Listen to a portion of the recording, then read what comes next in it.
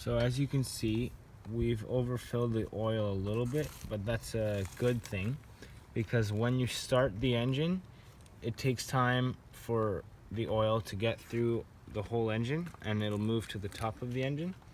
So after it's run for about 30 seconds, you'll want to stop it and leave it for a minute, let it cool down and sit, and then recheck your oil, and if needed, fill it up again. But for now, we're just gonna put the cap back on.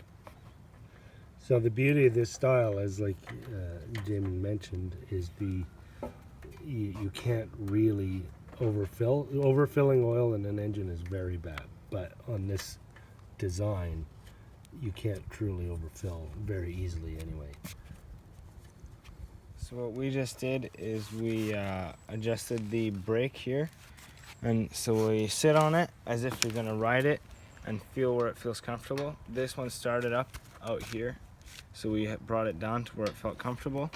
This is a 8mm bolt, but you need to be very careful of tightening it too much because these are just cheap aluminum and they crack super easily if you tighten them too much.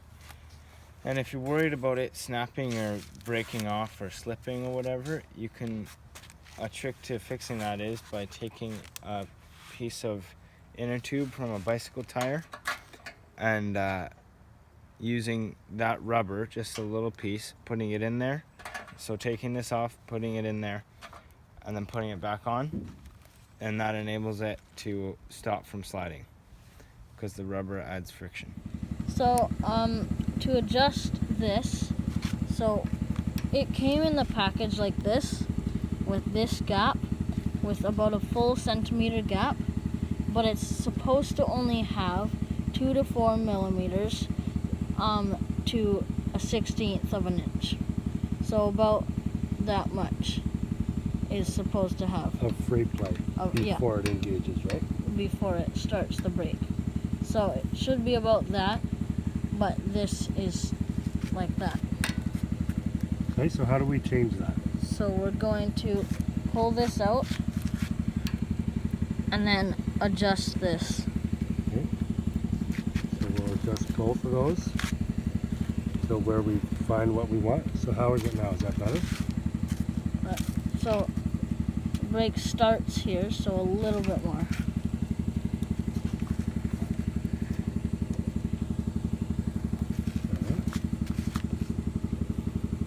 So that. Or is there no free play left now? I don't know, you feel it. Yeah, there's none left.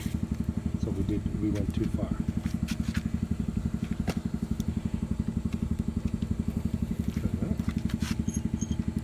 There, that's the amount of free play. Okay, so that's perfect.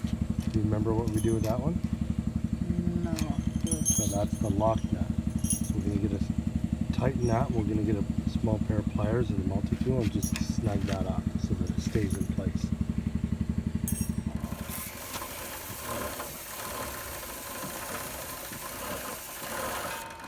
Okay, so this is just a bit of proper chain lube that won't fly off as you're riding.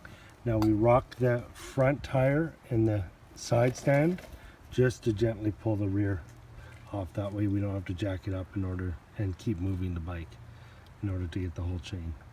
So down here, this gray one, I believe the big one is kill switch. and down here, the gray is the choke and the black is the gas. So here, with a little picture, to the right is on, and to the right, or sorry, to the left is on for the choke.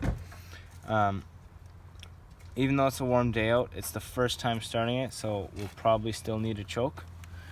And what are we doing now? Are we just going to run it around the yard right away? No, we're going to start it, let it sit for 30 seconds, recheck the oil, fill it up if we need it, because like we said earlier, the oil still needs to run through the engine, and that'll take up some of the oil out of the tank.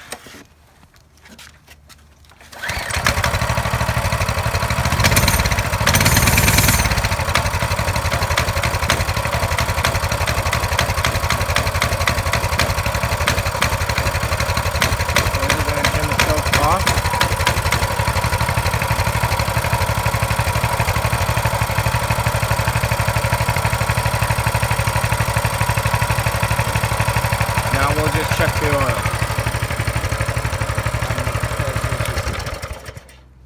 Okay, good. So that was a first pull, like barely even a pull, and that fired up. So one suggestion is never rev an engine that hasn't been run in a while, and never, because you have to give it time for the oil to get to the top of the engine. So you never want to heat that up while there's no oil there. Those dry starts is actually what wears an engine down more than anything, really. So I'm gonna give that about. Okay, we'll check it now. So we'll see if it looks like it needs oil. And the oil is still right behind the edge. Okay, great. So it's such a small engine that we were slightly overfill to begin with. It's such a small engine that, you know, the amount that it took up at the top of the engine wasn't that much. But I would still, there's enough engine oil now to run it. But I would say after 10 minutes, 15 minutes, we check it again.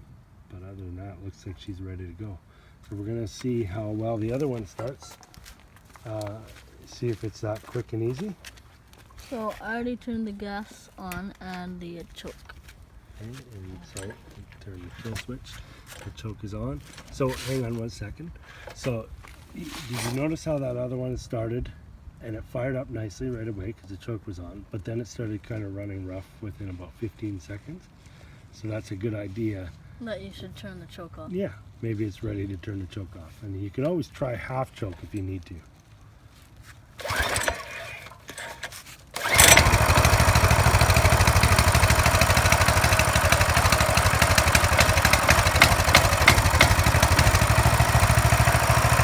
Beautiful.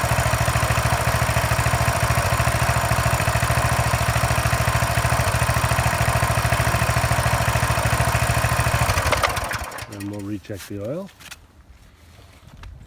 Okay, so she's ready to go. Now, one last thing I'll show you is the rear brake here. If you had to adjust it, all the adjusters are here.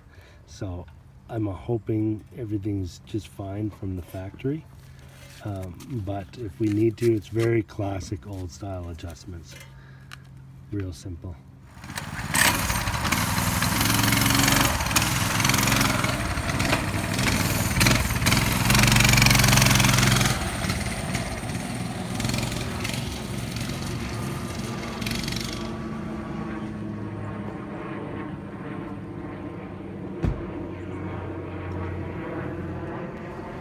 So one cool thing is it does come with standard little toolkit. So if you're out in the back, out in the backwoods, you can fix almost everything on this thing quickly.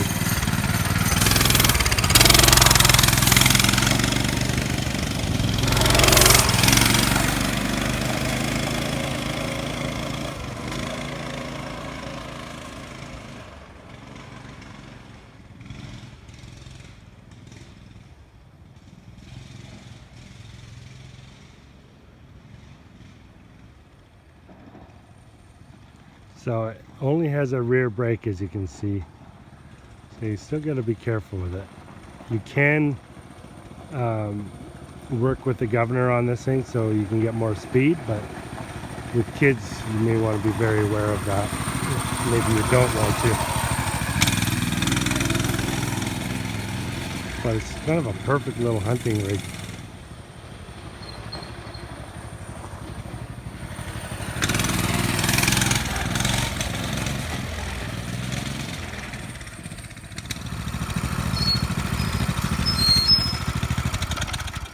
First impressions? It's pretty bumpy for me. It's quite bumpy. It's like, There's no shocks at all, right? no.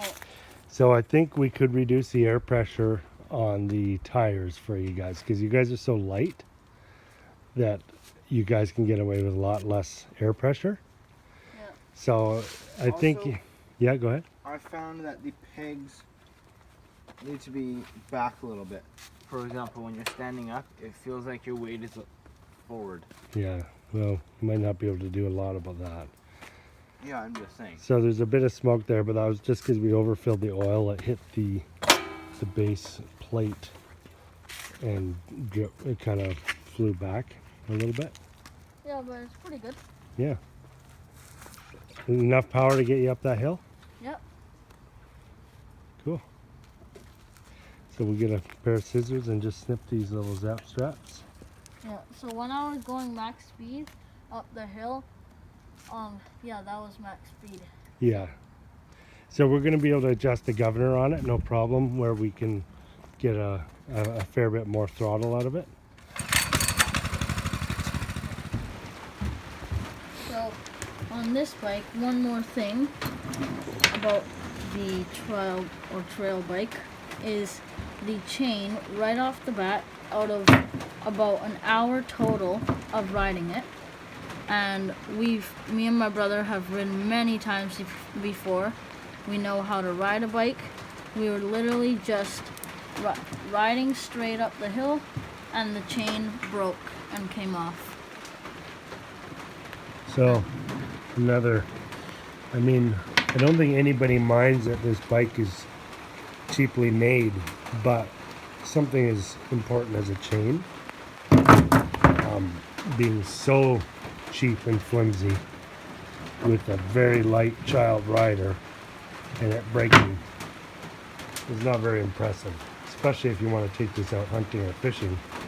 You at least want to rely on your chain. And we're going to call this number here. We'll see what the customer service is like and I'll report back. So 2 brand new bikes and not even an hour of riding and we've had troubles. So like I said, this came bent. I can live with it. Overall we can live with a lot of the things, but that's a little disappointing. So hopefully they fix it.